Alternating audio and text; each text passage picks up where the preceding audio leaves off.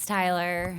Hey, everyone. Welcome. My name is Nina Hayden, and I am a member of our Young Alumni Board as well as on the planning committee for this event. So we're just so excited y'all are here. I think we were like freaking out when we sold out the event. So just really, really looking forward to today. Thank you all so much for being here. It is with my great privilege and honor that I get to introduce our keynote speaker today, Julie Saxon. She is not only a role model and a mentor to me, but a dear friend. We met 8 years ago when I was a senior at UGA through the American Marketing Association. We were paired as like a mentee and mentor relationship. And I think a lot of those times when you get paired with a buddy, I know you've probably all been through that. 9 times out of 10, you maybe like chat once on the phone, maybe you exchange an email or two, but like it doesn't really go anywhere. It just kind of depends. And for some reason, Julie and I absolutely hit it off from the get-go. We've been close friends ever since. We've walked through several seasons of life together. I've watched her overcome a lot of adversity in the last few years, and she's a remarkable story. So I'm very excited for y'all to get to hear it today. And a little bit about Julie, I'm pulling up her bio. She is a seasoned advertising executive with over 2 decades of experience, has led sales teams at top companies like Weather, IBM, Yahoo, Verizon, and AOL. She is now the head of consumer sales at X. Beyond her career, she is actively supporting working mothers, earning recognition as the Working Mother of the Year at Verizon, and serves on the University of Georgia Grady College's Advertising and PR Executive Board, where she mentors future talent. After losing her husband to cancer in 2019, Julie has raised nearly $200,000 for the American Cancer Society and supports bereavement programs like Kate's Club and Camp Kesem alongside her 2 daughters. One of my favorite quotes that Julie always says that I think a mentor or a friend of hers told her is that we are all responsible for the next generation of leadership. And that is exactly how Julie lives her life, constantly investing in the next generation, mentoring so many young women and men. And so it is with my pleasure to welcome Julie to the stage. Aww. Thank you so much. Can y'all hear me? Okay. So, years ago, I thought it was 10, maybe it was 8 years ago, when I went to this event. It was actually Jen Osborne. Did anybody take a class with her? Yeah. So Jen Osborne started the digital marketing, and I was at this mentoring session, and she came up to me, and she goes, "Oh my gosh, I know exactly who you need to be with. You've got to meet this girl named Nina." And Nina and I, to that point, it was actually funny. We get here today and we're like, wow, we can dress up because we typically see each other at yoga. But Nina and I have had a long-term relationship. And I think a lot of times when people hear the word mentor or mentee, what it does not mean is get me a job, right? And that's a lot of people look at it as like, oh, I want you to mentor me, open all your doors and get me a job. That's not what it is. Real relationships are when you are part of each other's lives. I was at Nina's wedding. Nina is a mentor now to my girls, right? Like there is a lot that anyone can do to help out. Like another girl I mentor is a Grady alumni. She went to North Atlanta where 2 of my girls go. So it's really exciting to be able to be here with y'all. So let's go to our next slide. Oh, look, there I am. Okay, so wait a second. This is a big plug. Headshots. It's really important to have a good headshot. I had a 5-year-old headshot. I actually got this done about a year ago at an event like this. And so if you have the opportunity to get a good headshot, what you don't want is a headshot that looks like you're going to the prom or like to a formal or something like that. I encourage you all to get good headshots. But I really want to talk about communicating your value to others because your success in life, both personally and professionally, is 100% dependent on how you get people to communicate, how you communicate your own value. Okay, so here's an amazing picture. And y'all heard kind of yes, it's sad. I lost my husband 6 years ago, but what you need to understand is no matter what adversity you have, you will have another chapter. I'm actually getting married this year to an amazing guy who might be here. I'm going to embarrass him terribly, and there's our girls over there. So you will go through adversity in your life. personally and professionally. It is all about how do you have the next chapter. The only thing you can control in your life is your attitude, right? It's the only thing. Everything's gonna change. You can control your attitude. So actually, Jay and I were skiing last year. I love to ski more than anything. I always hire people that want to try something new. The first time I ever put on skis, I was 26 years old. I never had a lesson. And I was actually, and a friend that I went to Georgia borrowed North Face raincoat at Jackson Hole. It was pretty hilarious. But now I love it more than anything. Thankfully, I've got a little bit better gear. But we're getting off the chairlift, and Jay was like, oh my God, Julie, go stand there right now. Because what does that sign say? Be a control freak. So everything, maybe I'm a little type A, maybe I'm a little bit of a control freak, but if you want to control the narrative of who you are, you got to control it yourself. So today I'm going to talk to you about the top 10 ways to play and win. These really apply personally and professionally, but what I want you to understand is these are from the book of Julie. This is not ChatGPT. This is not me Googling how are you communicating your value. This is ways that I have watched and learned from both myself, people that I surround myself with, and people that have reported to me that what makes them win. So first, let me tell you all about my career. So I went to the University of Georgia. I actually did not go to the business school, which I actually sat on the marketing board with Jen Osmond. I did not go to Grady, the journalism school, which I now sit on. I actually was a political science major. And I tell you this because I had noticed that one of the sessions today is about pivoting in your career. I went to school for political science. I thought that I had an interest in going to law school. I moved to DC. I worked for a congressman. I was like, oh my gosh, I hate this, right? So my point is I didn't just sit there and be like, okay, I guess I have to trudge on and go to law school or be a congressional, work for, a congressman or woman. I was like, okay, I'm gonna change this. So what happened was I was in DC. One of my older sisters lived in Atlanta. Do y'all even know what Ronstadt is? Okay, this is real generational difference. So Ronstadt is a temp agency, right? Ronstadt is like, hey, I graduated from college, here's my skill set, and you fill in, it's temporary jobs. And bizarrely enough, I got placed as a secretary, I don't think you can say that word anymore, receptionist, front desk, I don't know what they're called now, at an advertising agency. Anyway, that happenstance is what got me into my full career. So I was at this advertising agency and I was like, well, this seems pretty cool. You can dress pretty casual. These people seem like fun, cool people. Maybe I'll give this a try. So ultimately I moved up into like a sales coordinator type role. And one of the big things I believe in personally and professionally is networking. I got a call from a friend of a friend, and this is, y'all gotta bear in mind, this is in the late 90s when the internet was like exploding. And at the time, Yahoo was the company. And so I heard about this job with a sales coordinator interview, and I get it. And I'm starting on the Monday after Easter. And I'm having a big family dinner for Easter. And my grandfather, who's kind of, actually, his picture hangs in Terry. But my grandfather's kind of this like gruff businessman. He goes, you're gonna go work for that Cinderella internet thing? And I was like, yeah, I think so. I think I'm making a bet. And so that Cinderella internet thing has turned into my entire career. So I started at Yahoo. I was actually interviewing somebody yesterday for kind of an account management position in my team. That's where I started. When you start, and I know that y'all are young professionals, I really encourage you to go into an office.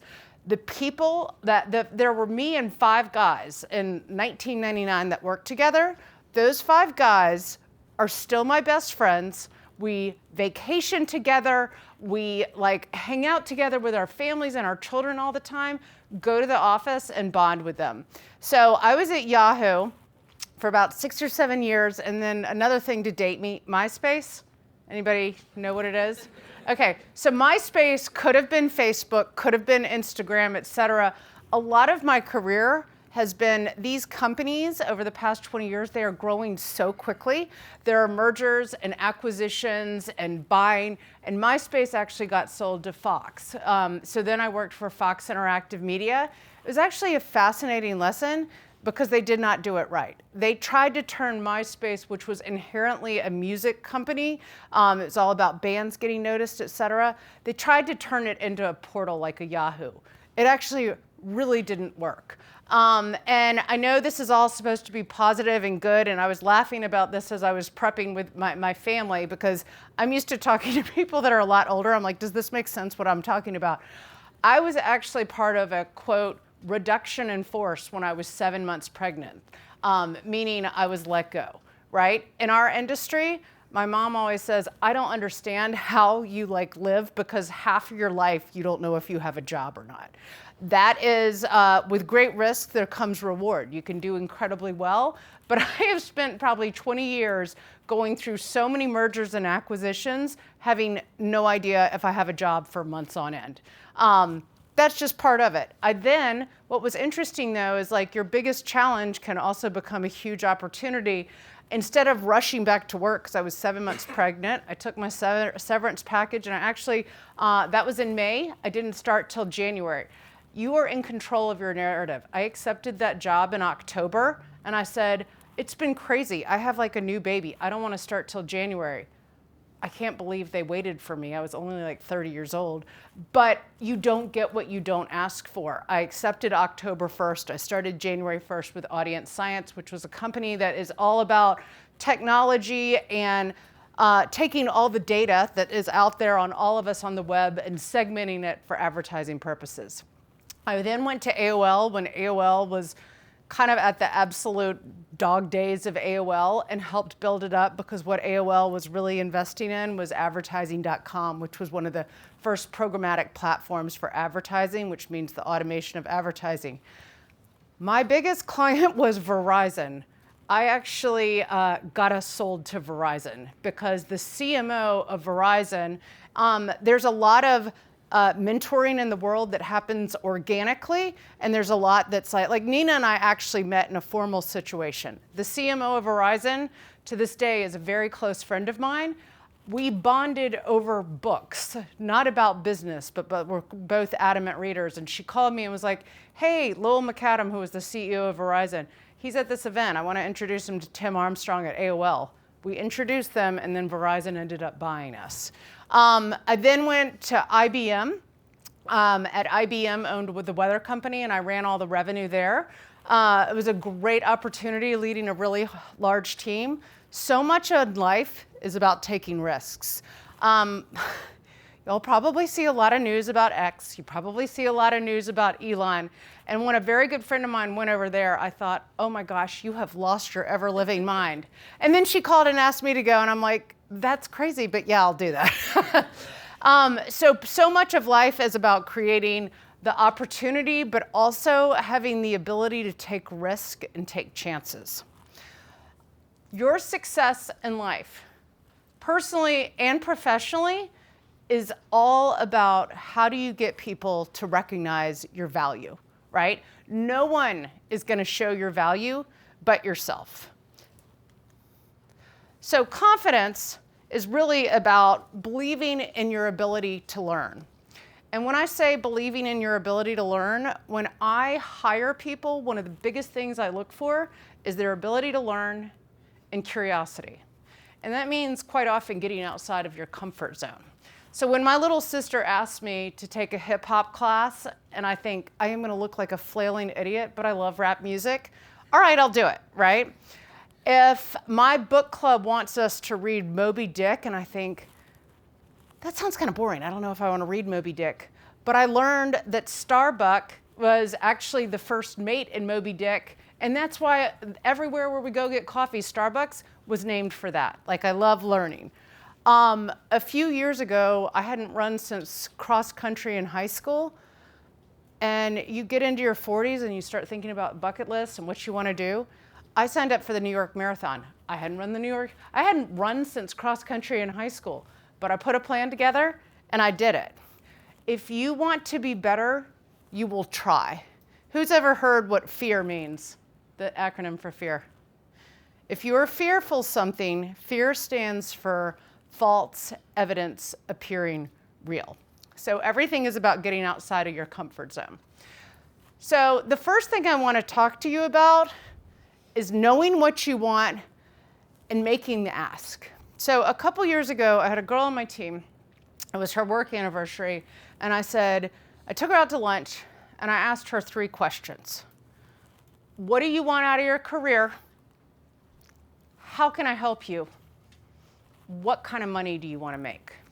Now, this girl's actually a rock star. She couldn't answer my question. You got to know what you want, and you got to ask for it, because nobody's going to do it for you.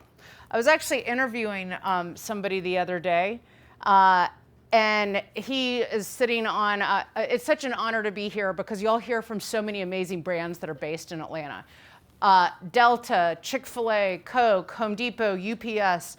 Nina and I have made our careers out of being in interactive advertising, meaning the publisher side, whether that be Meta, X, Spotify, Pinterest.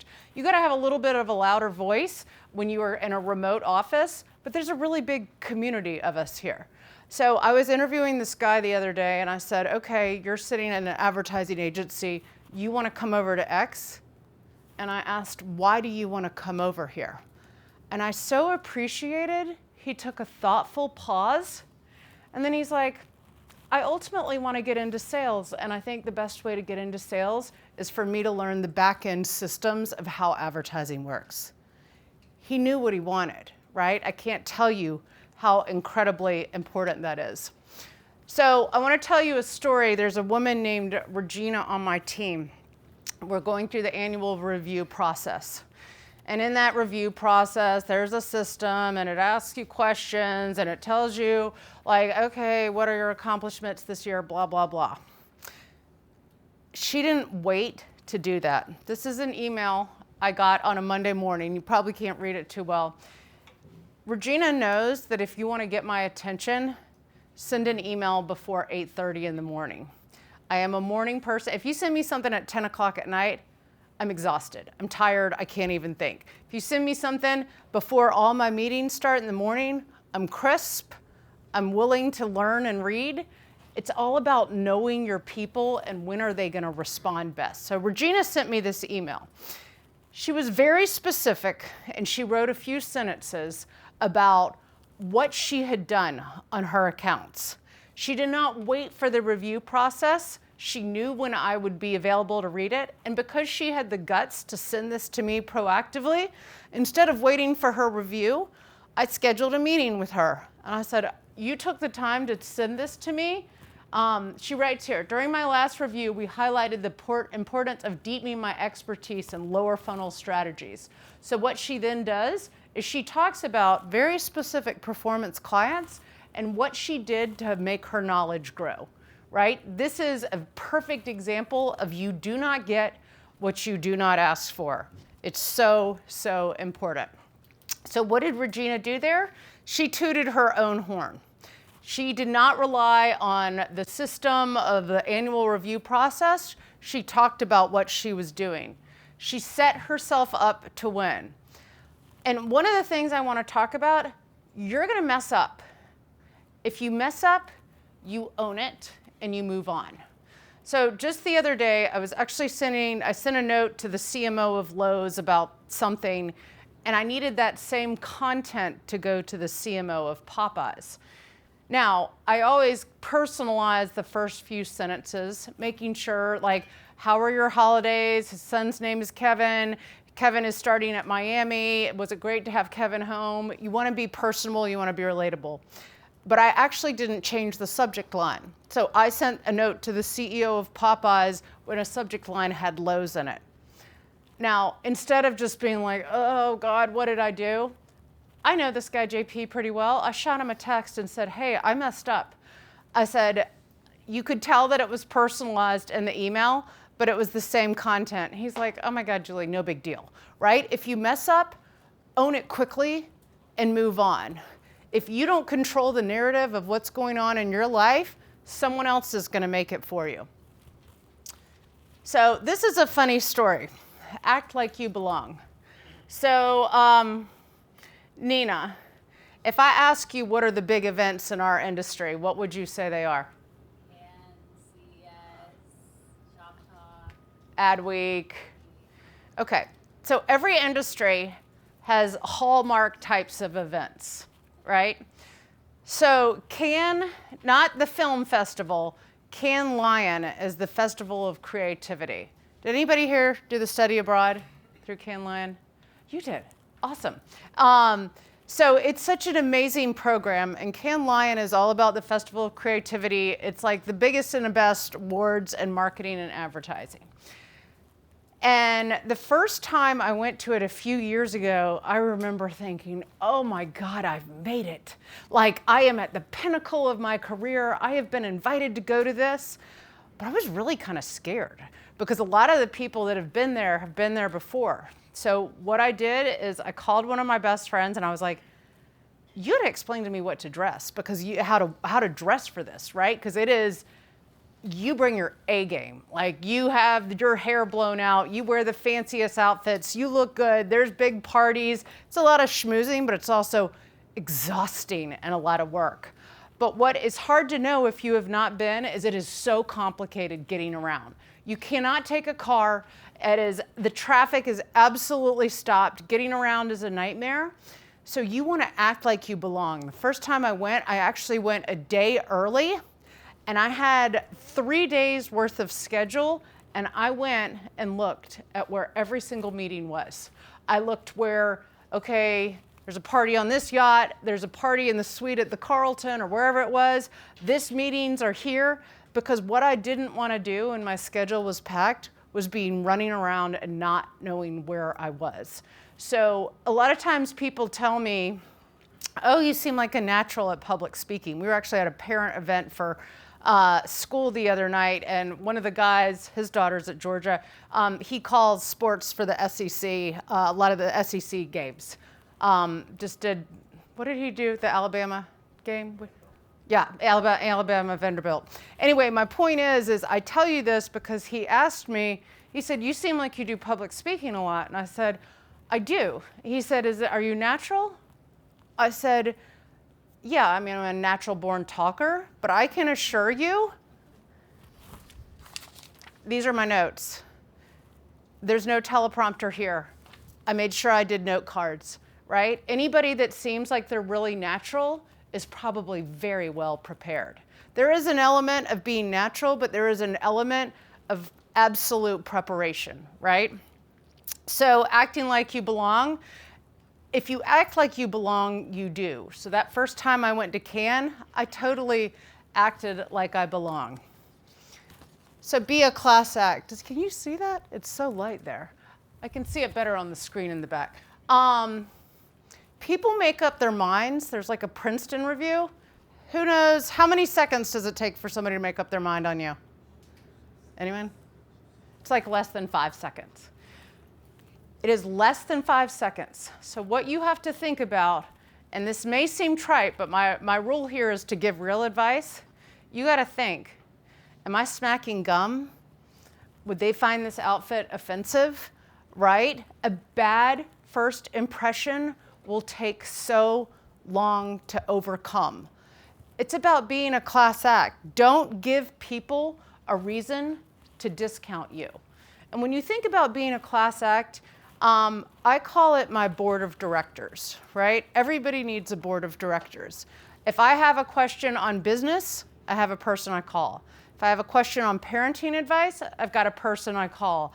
If I have a question about stuff with school for my kids, I have a person I would call. It is extremely important to build your own tribe and to have that board of directors that you go to, because they will stick with you throughout your life.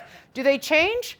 Yeah, they change some, but it's all about how can you be your own best critic and who do you have that you really trust. I always say, you gotta have skin of Teflon. Feedback is a gift. If you want to be better, you cannot have your feelings hurt. You have to hear it, action on it, and move on. You don't want people to discount you. You have to have the people you trust for advice. Okay, going the extra mile. This is all about how do you take that extra little bit of effort. So for example, this morning, I pulled up the agenda of who was coming, and I looked at every single person that was talking, and I connected to them on LinkedIn, right? Just met Brian, I just sent you a request. Y'all should look up me, LinkedIn with me, look at the other speakers. Whenever I have a first meeting, you want to find an action or a data point because people connect with real. People connect with authenticity. I like to understand, where did you go to school? What philanthropies are you involved in? Look at what they're posting on LinkedIn. Look at what they care about, right? So have some well-prepared questions. When I was interviewing this guy yesterday, there is nothing worse than if I say, do you have any questions for me?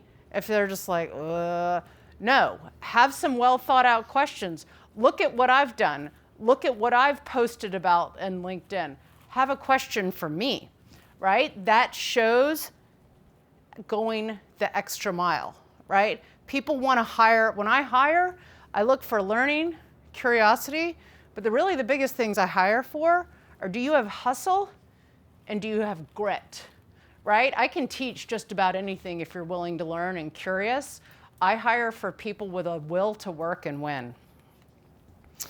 So be curious. That goes to my point of when you're looking at people on LinkedIn, right? You want to understand them. How did you get to where you are? What can I do to improve myself? Curiosity is so incredibly important. It's one of the biggest things that people hire for. Curiosity, curiosity, curiosity.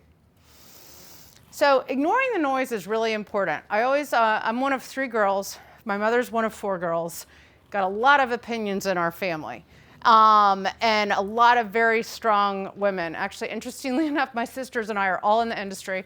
One works at Google, one's ad agency side, I'm at X. But I say that because I can't tell you how many times I've called my little sister Anna and said, I feel like a wolf in sheep's clothing. Like, I don't belong here. It is important to understand and recognize that you might feel insecure about things. Like, how did I get invited to this? What am I doing here? There's always going to be noise, and imposter syndrome it's just part of life, right? So many people feel like they shouldn't belong. But it's all about, how do you acknowledge it? How do you understand your abilities? And how do you believe in that you are an amazing person and you're worthy of the effort and the energy that others are giving you? Now, this seems really easy to understand, but get responsible. So if you look at a scale of 0 to 100, right? Responsibility exists on that scale. Like, who wants to make a 70? Not me, right? I want to make an A, right? I want a 95 or better. So if you want to be responsible, it is about how are you being responsible. There's no right or wrong, but it's all about how are you taking ownership for your success. The more you create the outcome for yourself, right? There's an exercise in the business world that I did one year called Fast Forward, and that's how I got myself into running the marathon, because I had to sit there and think about, what does my life look like in a year? And I wrote, I will have gotten this promotion at work. I will have finished the New York Marathon. And if you say it out loud and you commit to it, you'll make it happen. So I would encourage all of y'all to think about, what do you want for your life in a year, right? If you don't have a dream or a goal, how are you going to get there, right? You got to have action and know what you want. That is incredibly important. Now, this seems really easy. Be great at relationships. People say networking and you're like, I don't want to go to network. That's boring, right? Anything in life is who you know, right? So even personally, in the past couple months, we had a situation with a lost passport with the visa, and how were we going to rush to get a new passport for Van, who was going to Italy? Well, you can pay about a couple $1,000s and get it rushed. But did you know that if you call your local congressman or woman, they have a certain amount of slots to get a passport, and there's a passport office in Atlanta, and we got a new passport within 24 hours, right? My daughter Caroline jammed her finger in volleyball, and it was a really big deal. We got into the hand surgeon 24 hours later because a friend of a friend knew the hand surgeon, etc. Anything in life is really about who you know. Every person I have hired, every job I have taken, and I'm actually turning 50 this year, has been through someone I know, right? There's mentors and allies in every room. Nina and I were set up in more of a formal situation. It's turned into a one of the most unbelievable people I've ever mentored in my life. My mentors, I wasn't set up in a formal way. My biggest mentor was a client. She was the CMO of Verizon. She oversaw 80,000 people. And Jay and I when I were in Aspen last summer, went to her house for dinner, right? So we spend time with her. We invest. We talk about books we like to read. Everything is about relationships in life. When you follow up with people, and I mentioned this, if you have an interview, boy, you better send that email thanking them within 24 hours. And I know it seems so old school, but for like the holidays this year, I gave my direct reports just very nice flat note cards with their name on the top. It's not that hard to get someone's address. That sets you apart. I've gotten countless notes from Nina over the years. That really shows that you care, and it just doesn't take that much effort. I show you this, actually, Nina, that was the event you were talking about right there.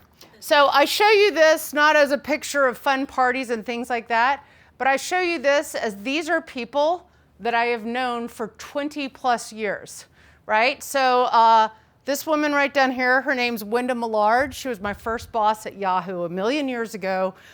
She was then at a big thing called MediaLink. She has a house in Charleston. I quite often see her when I'm in Charleston. That guy right here, Michael Barrett, was my boss at Myspace. He's now at a big company called Magnite. That's actually, I saw him in Cannes last summer. This is actually my new boss who I met in Cannes at a women's networking event. And the list goes on. This is Susie Deering. She was the CMO at eBay, also the CMO of Ford. That's probably almost 15 years ago, actually at a Georgia game. She's very involved in Georgia, and one of my super good friends now. So my point is these are people, this is Mitch Scharf. He's actually at a company called MIQ. We started in 1999 together. There's us when the kids are younger at a Georgia game. These people that I met through my first job have continued with me throughout all of my career. Keep it real. Authenticity matters. Years ago, way before anybody was doing hashtags, my sisters gave me this sweatshirt that said, #NoFilter. Maybe I have a little bit of a filter and try to curb my mouth from poor language choices in a room like this. But in general, I don't have a big filter because if it comes in my mind, it usually comes out, and that does me some harm at times.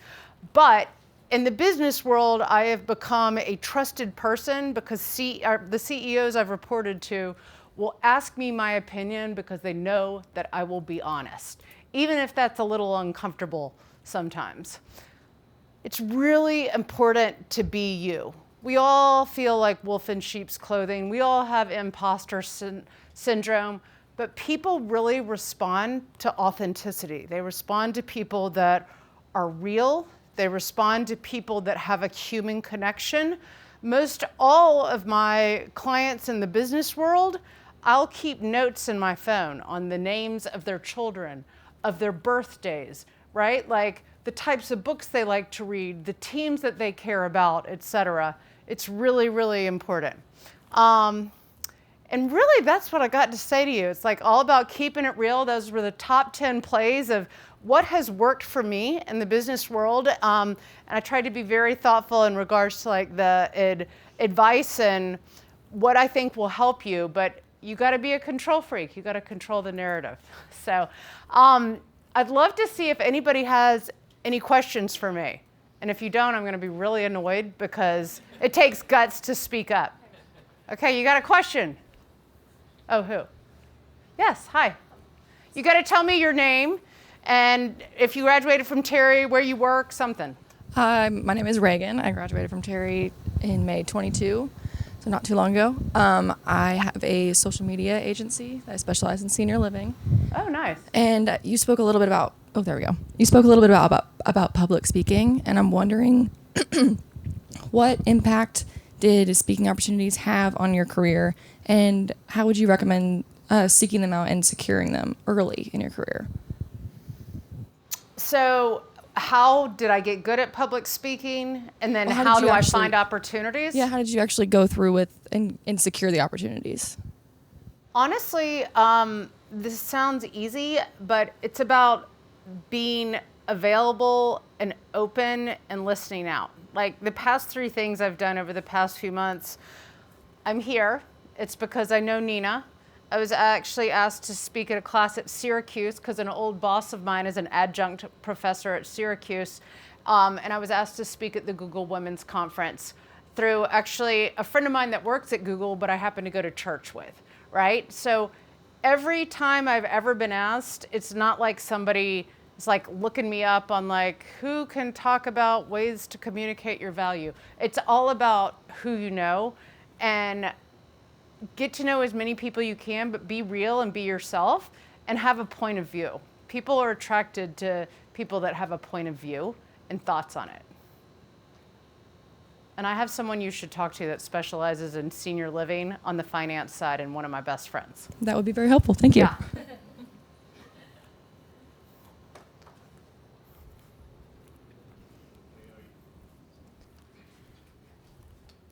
Hello, how are you doing? Good. My name is Rod. I'm on the Terry Young Alumni Board. I work at Johnson & Johnson. My question is, what is your why? Everybody normally has a strong why to kind of progress their career, and I see that you've been successful all throughout your career. So I would just like to know, like, what is your strong why that keeps you going? What, do you work on a certain brand at J&J? I'm just curious. I'm in pharmaceutical sales, so I just travel around different territories. Okay, gotcha. Well, this might be a little deep, but if you want to know the why, my sisters and I have all been very successful. My dad left my mom for his secretary. Not really cool, right? She had 3 kids, didn't have a job. We struggled financially. And my ultimate why was I was never going to be in that situation. I wanted to always provide for my family. Now, I will say my why is also about, like, I am a huge proponent of female leadership, and to what Nina was saying, creating the next generation of leaders. It doesn't have to be female. I have a lot of men that I mentor. I just hired 2 awesome new guys on my team that I'm very invested in. But my why is like, you have to see it to be it. I've been really fortunate to see it from a lot of people. And I encourage all of you. You all might think, oh, well, I don't know, 24 to 27 years old. What do I have to give back? The why is about how are you helping the people that have just graduated, right? The why is like, how are you helping people that might be in high school? And, you know, one of my daughters is a junior at North Atlanta. When I got into Georgia, it was not that hard. I loved it, but let's just be honest, it wasn't that hard. I would love for her to get into Georgia. And it's like, how am I connecting with her, with other people that have gotten into Georgia, and how did they do it, right? So the why is about, I never wanted to be in a bad spot financially. The why is about, I'm very passionate about the next generation of leadership, male or female, and being an example. And I encourage you all to be those examples. And when you get to that point in your career, it's so important to give back, to spend time doing things like this. Hi, I'm Jaden. Sorry, I'm a little stuffy. I work for Octagon, which is a marketing agency for College Game Day on the Home Depot brand side. And my question is, I graduated this year and I was in Terry.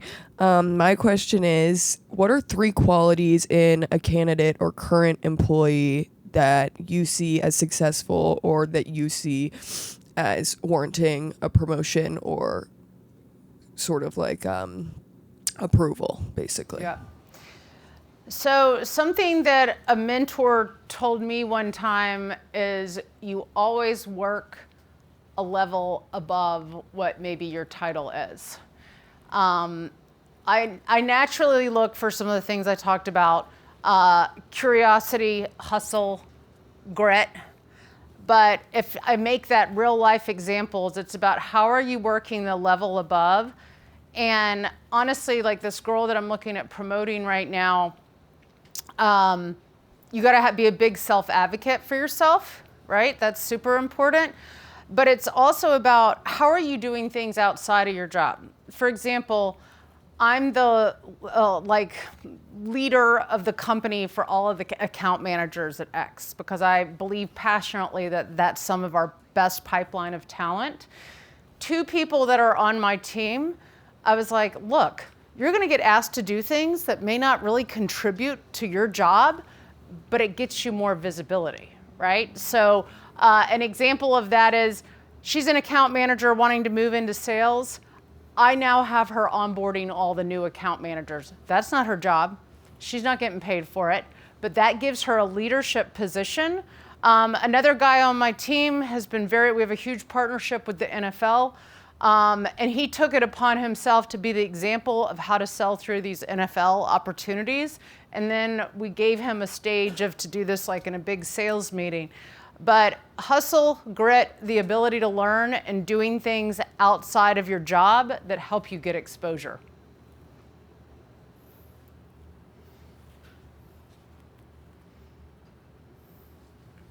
Hello, my name is Tayo Akinsanya. I graduated in May of 2022 from the Terry College of Business, and I currently work in brand and marketing at Cox Enterprises. And my question to you was, you talked about ignoring the noise and going for what you want, but how do you tread that fine line between confidence and arrogance? That's a really good question. I actually had something happen yesterday, and I learn by examples, so I try and give you examples. So yesterday, a person on my team needed to get something from my boss, right? And she came through me. I want her to have exposure to my boss because she needs to work on everything's about your personal brand. She needs exposure. It's really important to have, it doesn't necessarily have to be your boss, it can be someone around you. Get their opinion, right? Because I said, I really want you to send this note yourself, but I need you to send it to me first. It's not that I'm a gatekeeper, it's that I need to make sure that she's crafting it in the right way that sounds like she's helping the business and not being arrogant and superstepping me as her boss. So it's to that point of like, how do you find those mentors and allies? Because especially when you're young, you need a lot of advice, right? You need people to kind of tell you, am I on the right track? Because it is annoying when you have, I have another guy on my team who like keeps circumventing the manager that reports to me, and I'm like, you can't do that. There is kind of a little bit of a chain of command.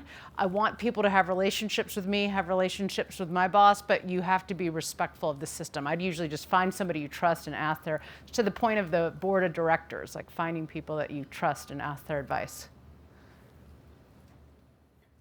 Hey, my name is Jack Holder. I'm on the Young Alumni Board, and I'm also an account executive and team lead at USI. Thanks for your time today. I know I keep going back to the grit and hustle because I agree. I think that's, you can teach, in my perspective, you can teach insurance, but you can't teach those. I do a lot of interviews as well. How, during the interview process, like what questions do you ask or what do you do to help determine if that person has hustle and grit through, if you only have 2-3 interviews, what are you doing to help kind of find out if they have that? So first off, do you know who Angela Duckworth is? I do not. Okay, so a homework assignment for you. Angela Duckworth wrote a book called Grit. And grit is defined as the power of passion and perseverance over the long haul. It's not a sprint, it's a marathon. She has a 7-minute TED Talk that I think will help answer that really well. But I usually ask them, give me an example of something where you showed grit and hustle, right? Somebody asked me, and I'll give an example for myself. During college, or during high school, well, A, we didn't have the money. B, I wanted to go on our senior cruise. And my mom goes, well, that's a booze cruise. And I was like, exactly. I was like, that's why I want to go. And I noticed that the band was selling M&Ms for 50 cents to make money.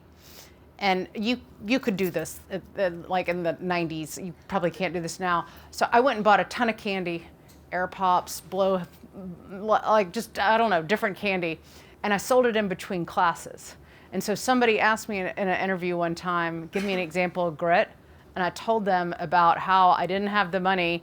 I played sports. I couldn't really have a full-time job. And so I sold candy in between classes and made like $500 to go on my senior cruise. I usually try and ask for a real example. And if they don't have one, that's a red flag. Perfect. Thank you. Yeah.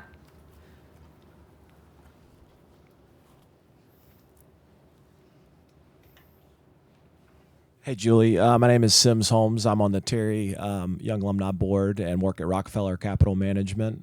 Thank you so much for joining us today. I wanted to ask sort of an X-related question, and how challenging was it, kind of, I guess that was a year and a half ago when GFY?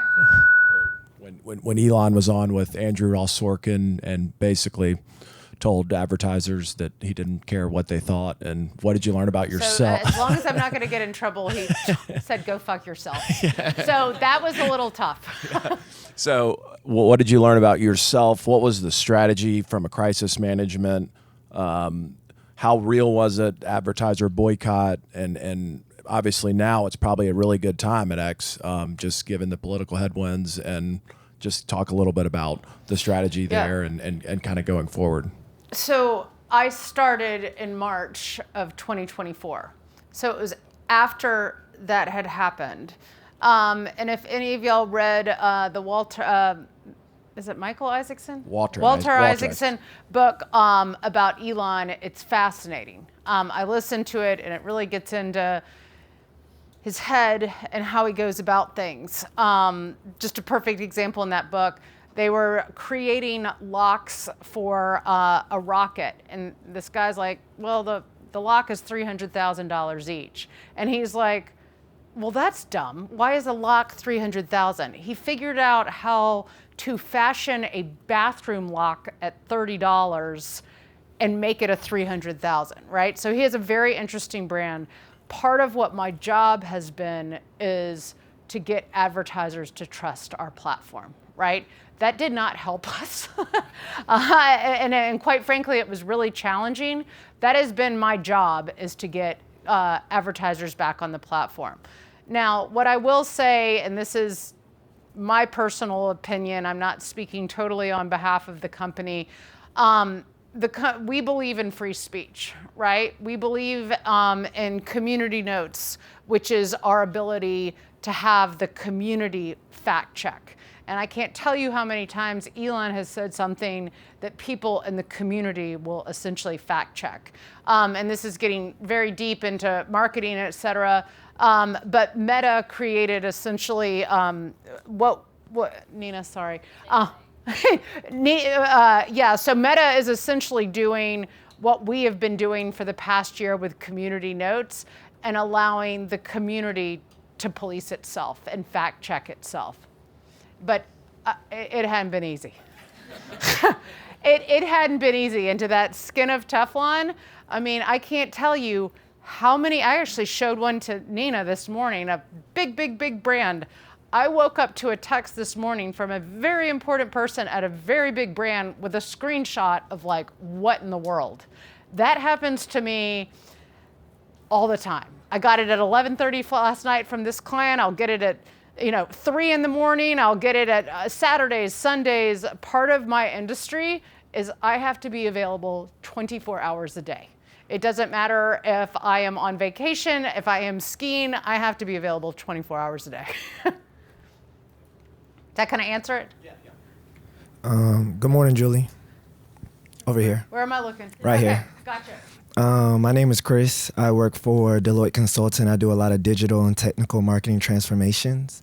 You come off very confident, very adverse, and very resilient. And I wanted to know if that's something that you've always had growing up, or if there was a specific moment in your personal or professional career that really ignited that. I can say with full conviction it can be a learned trait.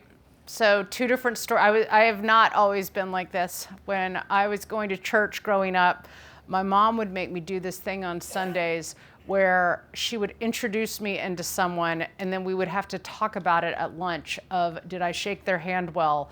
Did I look them in the eyes? When I was going to summer camp as a kid, I was pretty much in tears, and I told my mother, you never taught me how to make friends. Now I go to Publix and I have a best friend who's coming over for dinner. So it is a learned trait. I have not always been like this. But to your point of how do you get involved in speaking types of things, when you practice, it makes you better. I see you nodding your head. When you if you do it over and over, if somebody told me 25 years ago I wouldn't have any issues standing in front of a room like this, I'd be like, that's scary. But if you do it enough, you get good at it.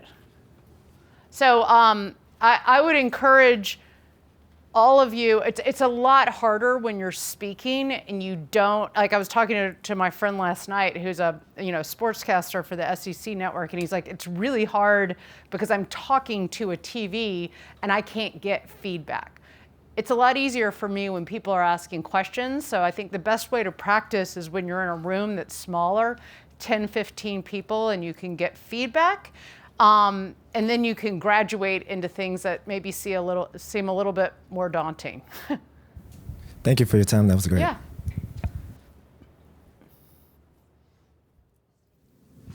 Hi, good morning. Thank you so much for your time. This was incredibly inspiring and very insightful. My name is Charlotte Boyd. I'm a member of the Young Alumni Board at Terry. I graduated in 2019 with degrees in finance and co-major in international business. I'm a commercial banker at JP Morgan in the nonprofit space. So also want to thank you for your work in the cancer space and love Kate's Club. But Oh, good.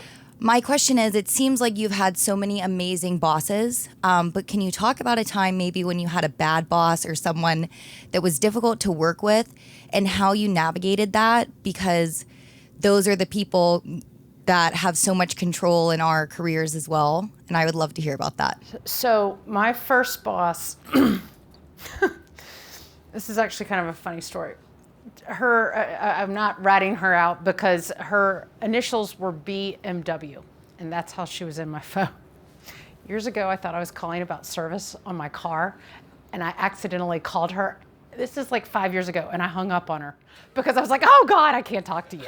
I was like, I had an incredibly, incredibly difficult boss, my first boss. This is that job at Yahoo. I was so eager to be with that company that was exploding. I shared an office with her. I was pretty much her assistant. She would scream at me, throw me out of the office, and then I'd come back and there'd be chocolate cake and flowers at my desk. She was, I don't think you can get away with that now, but this was in 2000 and you still could get away with it. I will say she brought me to my knees, but she also taught me that I had to be strong in myself, right? I had to have I shared an office with her because we were in this small little office, and I had to give myself essentially pep talks every day just to go into work. But I was like, okay, this is so horrible, but I'm at Yahoo and I'm 23 years old and I can do this, right? And I think that kind of experience is what gave me that skin of Teflon. But when you're 23, it's pretty hard to stand up to somebody that's 45, right? I just had to swallow it, and I don't think things like that happen right now, but it was it was really hard, but I think it made me tough. And some of those lessons that are the tough and the hardest are what give you that resiliency, give you that confidence to like push you to the next level. Yeah. One more. Who's got it? Over here. Okay. Hi, Julie. Thank you so much for being here today. My name is Olivia Yeagle, and I'm actually a fellow North Atlanta High School graduate. Oh, no way. What year? 2017, and I was a 2021 Terry grad. Oh, amazing. So now I work for an accounting and finance Did you do IBDP? I did, yep. It's a Okay. big reason why I got into Georgia, I think. So. Okay, good. Because one of my Shameless daughter, plug. my daughter that's a junior, IB is International Baccalaureate, and it's diploma. And I hear that's going to help her get into Georgia. I don't know. We'll see. It Good to definitely hear. helped me, so that's fabulous, and it's a great, great high school. My sister's actually a junior there as well right now, so she's significantly younger than me. But you've talked a lot about your kids. I was just curious, how do you balance being an amazing mom with being very successful in your career? I work in business development as well, so I understand client services at all times. So I was just curious how you've done both. So a mentor of mine talked to me about every day you're juggling glass balls, right? And there are some days that you can't afford to let that ball drop, right?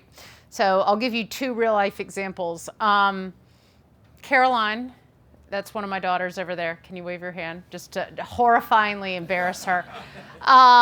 We're leaving for a wedding after this, so I let her miss school because we have to leave to go to a wedding. She had a big event one time. This was when she was graduating from Sutton. And I was we were in the middle of getting our company sold, and they put a meeting at her at her graduation time. And I had to tell my boss, I'm sorry, I can't make this. Now, on the flip side, next Wednesday, I have to be in New York for work, and one of my daughters is getting inducted into the National Honor Society, which is a really big deal, but I'm gonna have to miss it because I have to be in New York for work. But my aunt is coming, her sisters will be there, so if there's something important I miss, I make sure that there's love and support in a different way. But one of the things I really try to be is I try to be honest about what I'm doing, because a lot of people like try and shield or not tell people what they're doing. I have a lot of people with young children on my team. And like the other day, Bill, his daughter had something wrong with her elbow, and he's like, I'm so sorry, I can't make this call. I said, Bill, your children come first. And her elbow was like out of its socket, and they had to like put it back. So I was like, see, that was important for you to be there. It was no big deal that you missed that call. I will let you know, but I really think that we're in a different age where you can be more transparent about what you're doing. And I try to tell people, because I want them to see that like there are times that I don't do work things because something I need to be at is more important. But like in the case of the National Honor Society, I have to miss that next Wednesday. It's not graduation. She's not a lead in a play. It's a bummer that I can't be there, but I make sure that someone will. This was so awesome. Thank y'all so much for having me. I really appreciate it.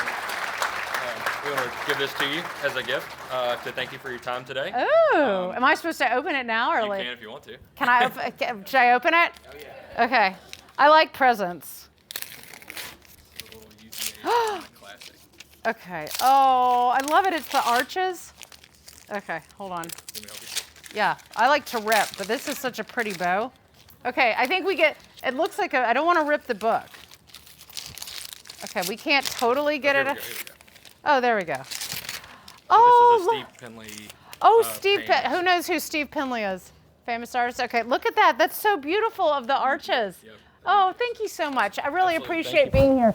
This is his first event for this. Really good, right? Thank you, thank you. Thanks again, Julie. That was great, guys. You control your own narrative, right? Take that with you. No matter kind of what twists and turns, you're going to hear a lot today about different things in people's career. And I think what you'll hear consistently is what Julie said, that no matter what happens, what adversity that you come across, you control the narrative and you control how the story is told.